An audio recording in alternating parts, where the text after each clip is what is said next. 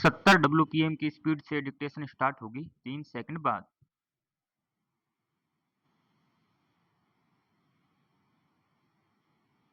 Start. Chandigarh नगर निगम mayor का चुनाव निर्वाचन प्रणाली में एक काले अध्याय के रूप में दर्ज हो चुका है। सर्वोच्च न्यायालय ने उस चुनाव में मतपत्रों को गलत तरीके से निरस्त करने और एक हारे हुए पक्ष के प्रत्याशी को मेयर घोषित करने पर कड़ी प्रतिक्रिया जताते हुए कहा कि स्वतंत्र और निष्पक्ष चुनाव संविधान की आधारभूत संरचना का हिस्सा है। इसे सुनिश्चित कराना जरूरी है। गौरतलब है कि चंडीगढ़ मेयर के चुनाव में पीठासीन अधिकारी ने कुछ मतपत्रों पर खुद निशान लगाकर उन्हें निरस्त कर दिया था। वह सारा वाकया कैमरे में भी दर्ज हुआ था।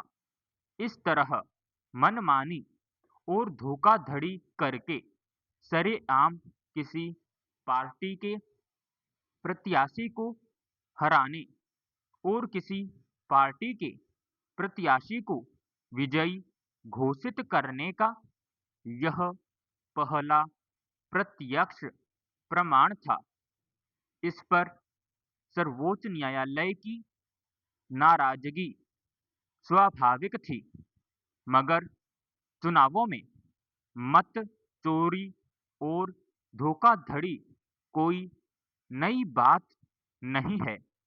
पहले जब मतपत्रों के जरिए मतदान होते थे, तब कई जगह दबंगों के मतपेटी लूटने और उन्हें अपने पक्ष के मतपत्रों वाली पेटी से बदल देने की घटनाएं खूब हुआ करती थीं। उसे रोकने के लिए मतदान मशीनों का इस्तेमाल शुरू हुआ। दावा किया गया कि इससे मतदान में पारदर्शिता आएगी और किसी भी प्रकार की गड़बड़ी की आशंका दूर होगी। पैरा। मगर अब तो मतदान मशीनों पर भी गंभीर शक जाहिर किया जाने लगा है। विपक्षी दल मतपत्रों के जरिए मतदान कराने या फिर मतदान मशीन को त्रुटिपूर्ण बनाने की मांग कर रहे हैं। कहा जा रहा है कि मतदान मशीनों को बाहर से संचालित किया जा सकता है।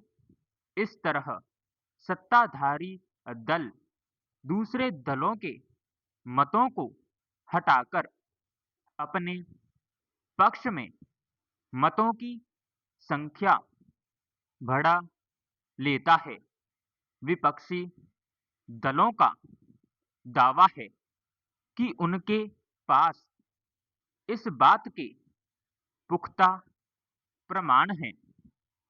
कुछ जगहों पर मतगणना के बाद मतदाता सूची पर अंकित मतों और मतदान मशीन से निकले मतों में अंतर भी देखा गया है। इस तरह अब निर्वाचन आयोग की निष्ठा पर भी सवाल उठने लगे हैं।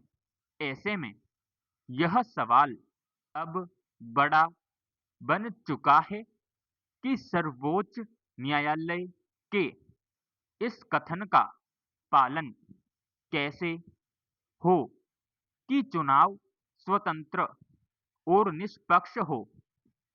चुनाव लोकतंत्र की आत्मा है। अगर वही प्रश्नांकित होने लगा है तो लोकतंत्र की अवधारणा धुंधली होगी ही। फिर तो लोगों के मतों का कोई अर्थ नहीं रह जाएगा। जो मतों को अपने पक्ष में कर सकेगा वही सत्ता में बना रहेगा। पैरा। चंडीगढ़ की घटना ने चुनाव प्रक्रिया पर उठ रहे सवालों को और गहरा किया है।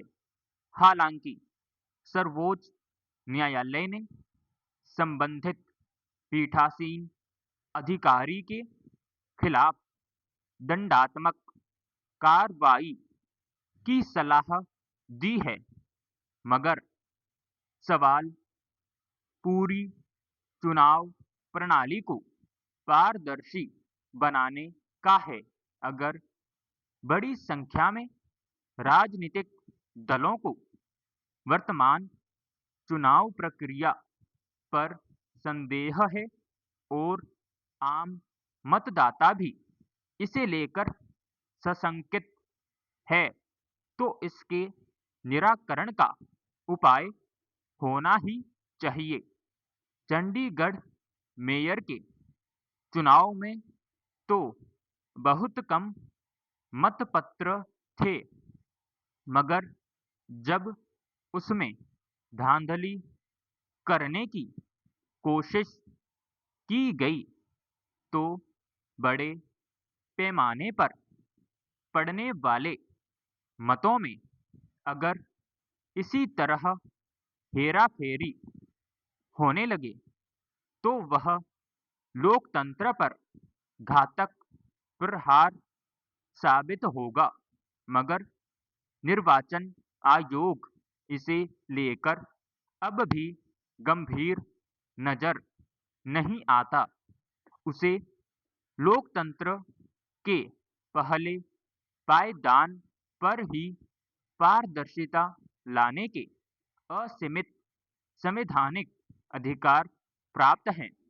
अगर वह उनका इस्तेमाल करे तभी स्वतंत्र और निष्पक्ष चुनाव का भरोसा कायम हो सकता है। समाप्त।